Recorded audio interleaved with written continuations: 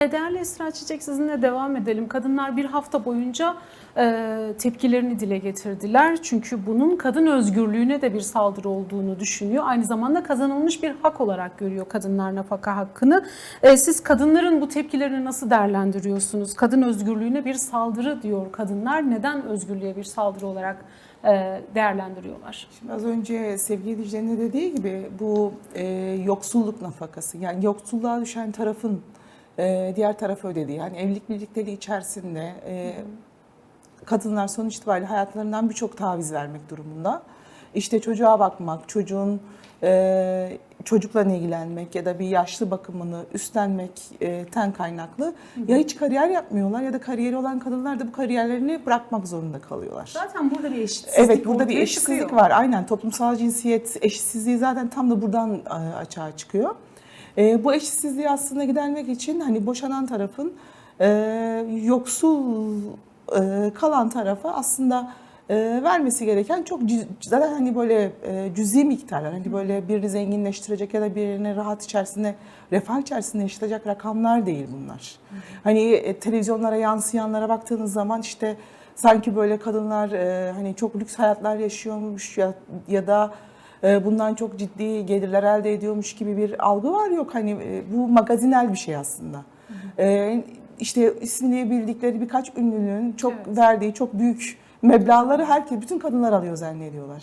Öyle bir şey yok. Zaten rakamlara da baktığınız zaman bunlar hiçbir şekilde hani nafaka alanların yani vermek zorunda kalanların %66'sına yakın, belki daha fazlası bunu ödemiyor bile. Evet. Bu rakamlar da hani hakikaten çok büyük rakamlar. Yani bunlarla ilgili işte haciz işlemleri başlatmak zorunda kalanlar oluyor, şunlar oluyor, bunlar oluyor. Sırf bu hakkı alabilmek için. Evet, politik olarak baktığımız zaman kadınların aslında nafaka bir itiraf bizim açımızdan. Çünkü kadının vazgeçtiklerini, kadın ciddi bir yani vazgeçmek zorunda kaldı, bırakıldı. İşte eğitim hakkı var, çalışma hakkı var. İşte Medeni Kanun'a baktığımız zaman işte son Medeni Kanun 2003'tü sanırım, Dicle daha iyi bilir. 2003'lerde değişiklikler yaptı. 2003'e kadar bir kadın çalışmak için özellikle evin reisi erkekti. Erkekten izin almak zorundaydı. Erkekten izin almadan çalışamazdı. Şimdi hal böyle olunca hani ortada çok ciddi bir eşitsizlik var. Ve bu eşitsizliği gidermek için de hani evlilik birlikteliğine devam etmeme kararı alan çiftler yoksulluğa düşen tarafa bir cüzi bir ödeme yapardı. Ya aslında buydu. Kısaca böyle söyleyebilirim. Belki o ekonomik şiddeti de biraz açmak gerekecek. Değerli Esra Çiçek, biraz sizin de yorumlamanızı isteyeceğim. Yani bazı istatistikler var. Aslında Türkiye'de kadın istihdam oranı %32.5. Evlilik sonrası bunun düştüğünü görüyoruz. İlk çocuktan sonra biraz daha düştüğünü görüyoruz. Evlilik sonrası %11'e düşüyor. Yani bu istatistik verileriyle birlikte yine nafakaya dair alınan bu kararla birlikte biraz kadın yoksulluğunu konuşmak istiyorum sizinle. Siz nasıl değerlendiriyorsunuz? Yani bir kadın aslında evlendiğinde birçok hakkından da vazgeçiyor gibi görünüyor. Yani o bizim biraz evvel bahsettiğimiz o eşitsizlik durumu orada açığa çıkıyor. Tamamen toplumsal rollerden ötürü. İşte programın başında değerli Dicle de söyledi. Bütün o iş yükü kadının omuzuna bırakılıyor. Böyle bir tabloda kadınlar neler yaşıyor peki o ev içerisinde? Evlilikten sonra çalışma oranı da düştüğünü göz önünde bulundurursak siz nasıl değerlendiriyorsunuz? Ya şimdi şöyle bir şey var. Hani mesela yıllardır zaten bu süresiz nafakanın kaldırılmasıyla ilgili gündemimize gelen çok fazla gündemimize geldi. Her gün bir şekilde siyasi gündemlerle beraber işte farklı boyutlarda biz bunları konuşur olduk. İşte mesela 2018 yılında başlatılan işte nafaka hakkının ondan elinden alınması durumunda neler yaşayacağını yazan kadınlar oldu. Bunlarla ilgili kampanyalar başlatıldı. Mesela hani 13 yaşında, 15 yaşında zorla evlendirilen kadınlar var. Bu kadınların hani hem eğitimden yoksun bırakıldılar, yetmedi işte evde hani tamamen sosyal hayatlarından koptular ve ev içi bakım emeği ücretsiz, hiçbir şekilde ücret alamadıkları, hiçbir şekilde kendilerini var etme şanslarının olmadıkları bir hayat yaşamak durumunda kaldılar. Ve bunun sonrasındaysa İşte hani yaşadıkları şiddet ortamından, hani bu ekonomik şiddet oldu, fiziksel şiddet oldu, cinsel şiddet oldu. Farklı farklı şiddet türlerini yaşadılar ya da hepsini bir arada yaşadılar. Bu hikayelerde mesela kadınlar neler yaşadıklarını ve nelere maruz kaldıklarını anlattılar. Ve bunun sonucunda bu yoksulluğu yaşadık, bu birlikteliği sonlandırma kararı almalarıyla beraber daha sonrasında yaşayacakları şeyler de var zaten. Hani mesela bu derin bir yoksulluk. Hani bugün politik olarak bu yoksulluğu nasıl giderebiliriz? Bu yoksulluğu nasıl geçebiliriz? Hani bu kadınları nasıl güçlendirebiliriz? Politikalarını konuşmak yerine bir grup erkeğin bununla ilgili yaptıkları kampanyalar, işte nafaka mağdurları gibi bayağı bir hani gündemler oluştu. Hani sırf bunların tırnak içerisinde gazını almak için ya da bunları susturmak için bunlar konuşuldu. Hayır, sadece kadınlar nafaka almıyor. Erkekler de nafaka alıyor. Ama çoğunluğu kadınlar oluşturuyor. Çünkü kadının görünmeyen, değer biçilmeyen emeği var ortada. Bundan kaynaklı kadınlar hani hakikaten derin bir yoksulluğa mahkum edilmiş durumda. Daha öncesinde de söylediğim gibi bu ücretler kesinlikle bu alınan nafaka ücretleri ücret diyemeyeceğimiz, hani bir evin temel ihtiyaçlarını geçtim, birkaç günlük ihtiyacını karşılayamayacak ücretler. Hani zaten evlilik birlikteliği içerisinde o kadar emeğinin karşılığını almamayla karşı karşıya kalmış. Örnek veriyorum, bugün biz daha öncesinden birkaç eğitimde konuşmuştuk kadınlarla bunu. Bir şey çıkarmıştık. Ev içi bakım emeğini ücretlendirmiştik. İşte dışarıdan yemek alınması durumunda, hani sonuç itibariyle iki eş çalışıyor düşünün. İşte ya da biri çalışıyor, diğeri çalışmıyor. İşte çocukların bakımı için bakıcı ücretidir. Ondan sonra evin temizliğidir, yemeğidir. Çocukların bakımıdır, ödevleri, bunlar hepsini alt alta koyduğumuz zaman çok ciddi rakamlar çıkıyordu. Hani yoksulluk sınıra yakın bir rakam çıkıyordu. Bu rakamları düşünün, biri size ödemiyor. Bunu bir kadın yapıyor ve o kadın bunun karşılığını hiçbir şekilde almıyor. Yetmiyor, bununla ilgili şiddet de görüyor. Hani işte nedir? Eve getirmediği malzemeden yemek istiyor mesela. Eve getirmediği şeyleri istemeye başlıyor. Hani evde olmayanları istemeye ve bununla ilgili kadına şiddet uygulamaya başlayabiliyor. İşte bütün bunlara baktığınız zaman hani yoksulluk zaten çok derin, kadın yoksulluğu çok daha derinleşmiş durumda.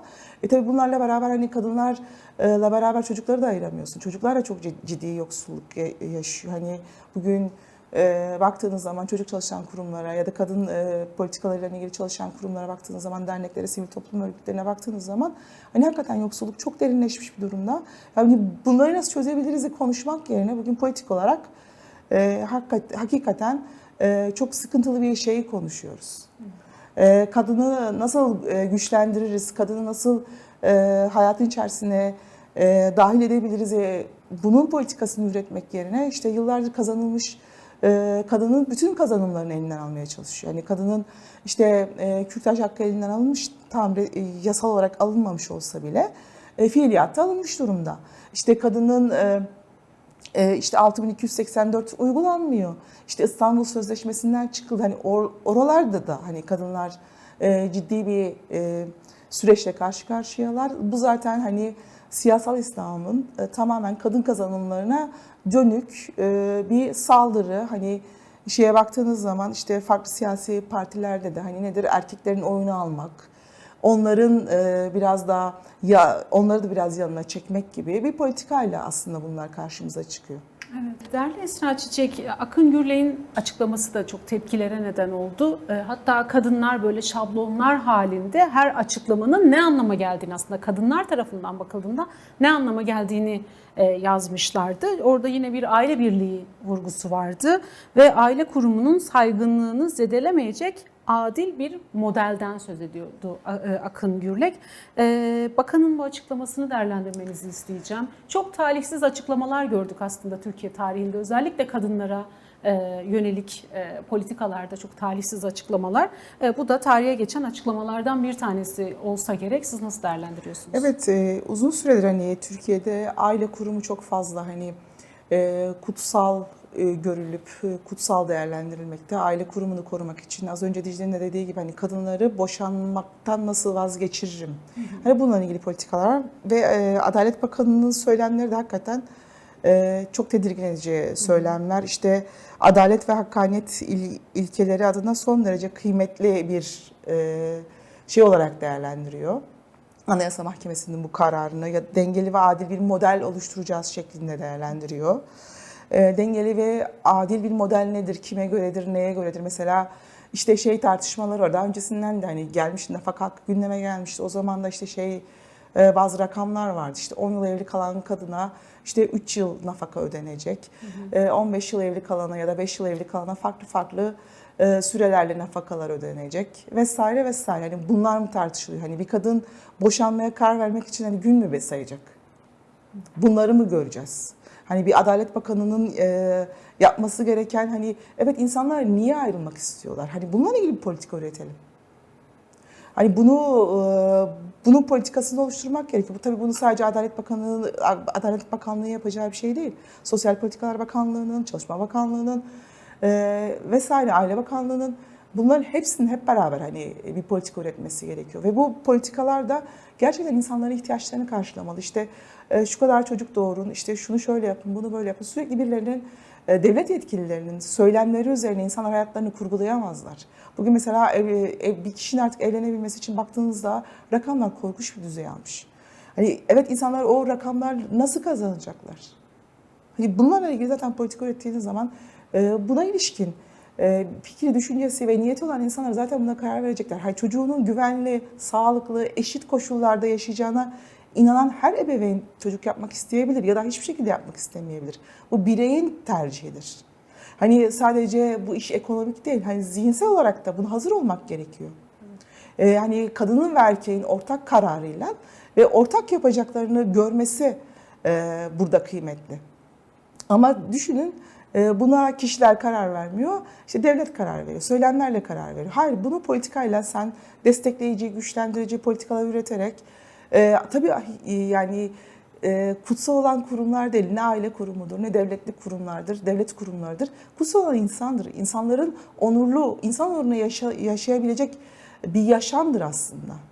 Hani en kıymetli olan, en dokunulmaz olan ve en kutsal olan budur. Hani bütün bunları hani bireylerin bütün kutsallığını elinden alıp kurumları kutsallaştırdığınız zaman zaten bu da hani çok nasıl diyeyim bizlerin hani kabul edemeyeceği ve buna sonuna kadar itiraz edeceği durumlar açığa çıkıyor. Değerli Esra Çiçek, sizinle biraz aslında İstanbul Sözleşmesi'ni de diğer hakları da konuştuk.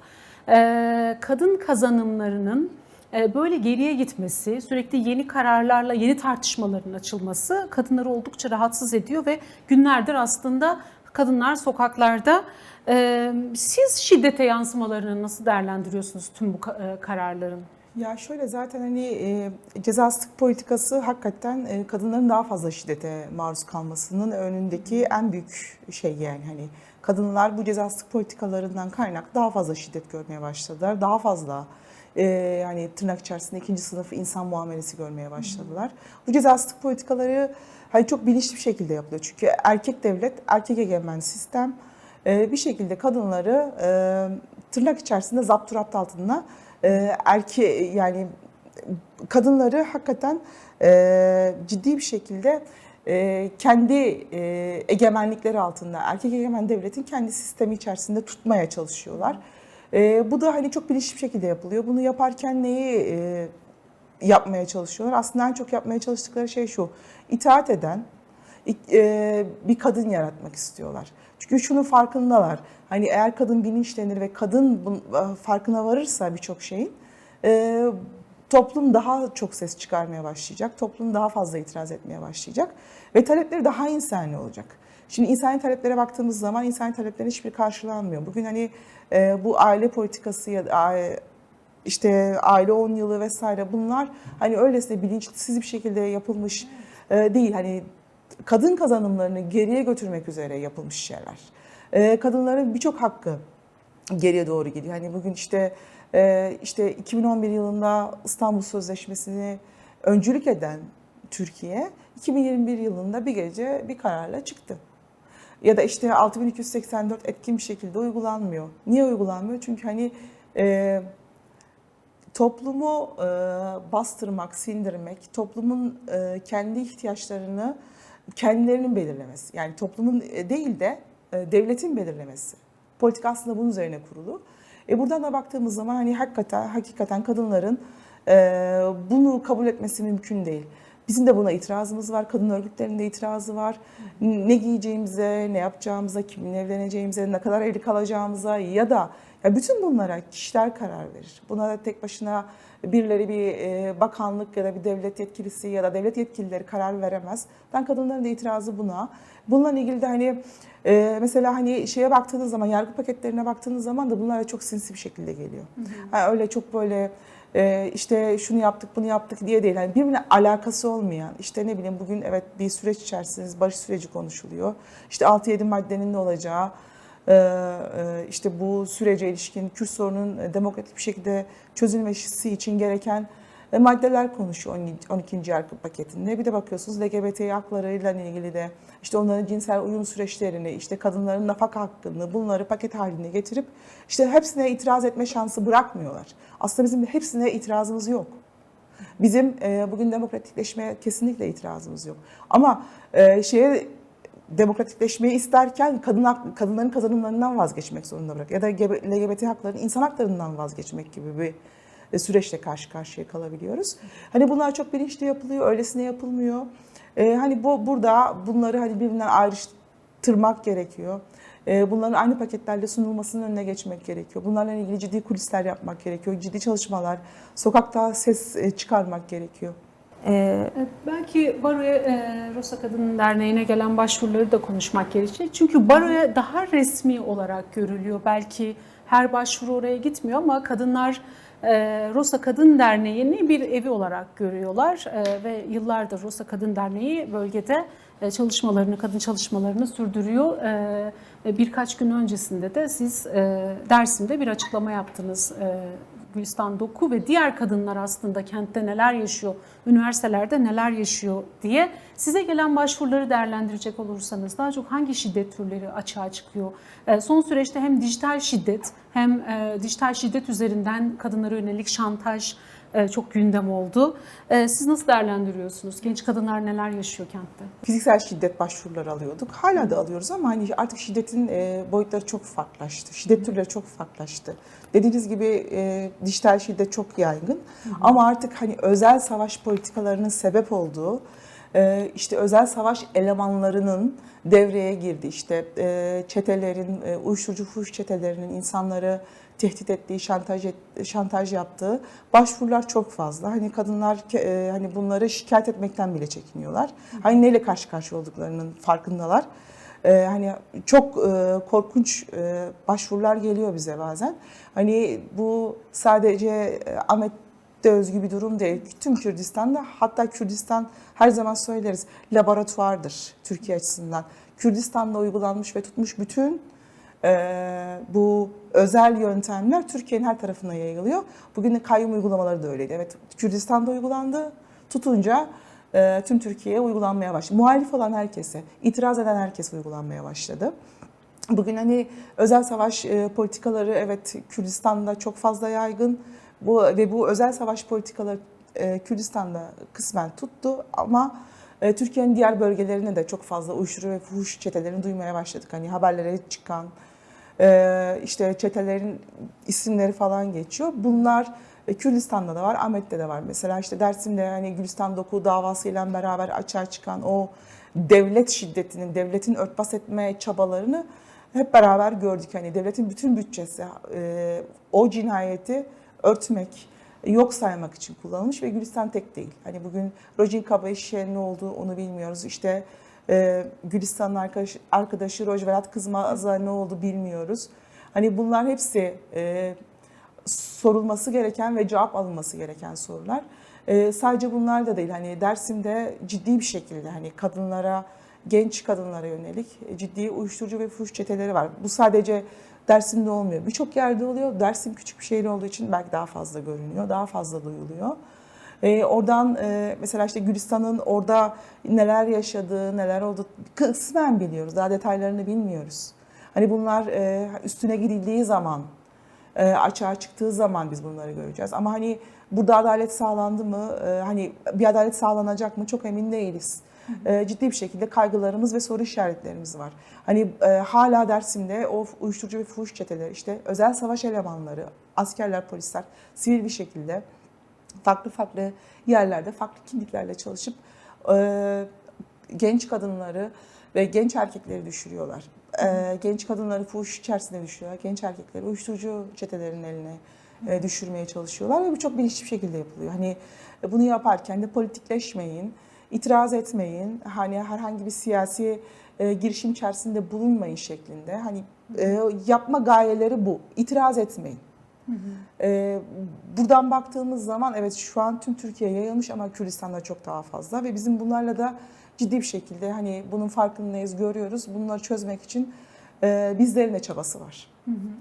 Sizin de aslında bu eşitlik, bu adalet nasıl sağlanır buna dair yorumlarınızı almak isteriz. Bu tablo karşısında evet kadınlar sözlerini söylüyorlar aslında, sokaklarda mücadele ediyorlar ama ne yapmak lazım peki? Yani toplumsal olarak bir değişimi sağlamak için ne yapmak lazım? Yani şöyle hani gerçekten politik ahlaklı toplumu yaratmak gerekiyor. Ve bunun için hani devletin zaten hani kötü de olsa bir şekilde yasaları var. Hani şu an mevcut yasaları en azından iyi uygularsa kısmen belki bir iyileşme olacak. Bunu uygulamamakla beraber hani bu yasaları hani çürüten, bu yasaları yokmuş gibi sayan devlet görevlileri tarafından dile getirilen birçok şey var mesela. Hani işte sen yap yasa arkandan gelir, sen şunu şöyle yap, şu şöyle olur şeklinde hani baktığınız zaman ciddi bir şekilde hani toplumun ahlaki değerleriyle oynayan, toplumu eşit görmeyen, toplumu örnek veriyorum mesela bugün Kürt meselesinde nedir? Hani biz nedir Kürtlerin derdi? Eşit vatandaşlıktır. Herkes gibi olmaktır. Hani bütün bunlar yok sayılıyor. İşte kadınların da mesela temel derdi ne? Eşitlik. Aslında birbirinden farklı değil. Hani bu eşitlik nasıl sağlanabilir? Bu eşitlik politikalarla sağlanır. Toplumsal olarak hani bunu kabul edip bunu öncelikle hani yetkililerin bunu kabul etmesi gerekiyor. Hani zihinsel olarak onların bunu kabul ettikten sonra topluma da sirayetini zaten hep beraber göreceğiz. Hani kalkıp bugün işte ne bileyim tırnak içerisinde bir devlet yetkilisi tecavüz mağduru bir kadının gebeliğiyle ilgili sen doğru devlet bakar diyebiliyor. Hani bütün bunlar gerçekten hani toplumu yani bir kadının hakkını elinden hem alıyor. Hani doğurmama hakkını elinden alıyor. Kadının ne yaşadığı, kadının nelere maruz kaldığı gerçekten hani önemsense zaten bu cümleler kurulmaz. Ya da işte sen şurayı yap, yasa yok, yasa arkandan gelir. Hani yasalar niçin gelir? Yasalar niçin kullanılır? Hani yasalar insanların birlikte ortak, eşit bir yaşamı sürdürmeleri için yasalar var. Hani bütün bunları göz önünde bulundurduğumuz zaman hani hakikaten ahlaki politik toplumu biz el birliğiyle yaşamsallaştırdığımız zaman bunun çabası içerisine girdiğimiz zaman eşit vatandaşlık, eşit yurttaşlık, kadın erkek eşitliğini biz sağladığımız zaman toplumsal cinsiyet eşitsizliğini ortadan kaldırdığımız zaman zaten sorunlarımızın birçoğunu çözmüş olacağız. Evet, peki. Çok teşekkür ederim Dicle Gencan değerlendirmeleriniz için. Esra Çiçek size de teşekkür ediyorum değerlendirmeleriniz için. Ben teşekkür ederim. Size çok teşekkür ederiz.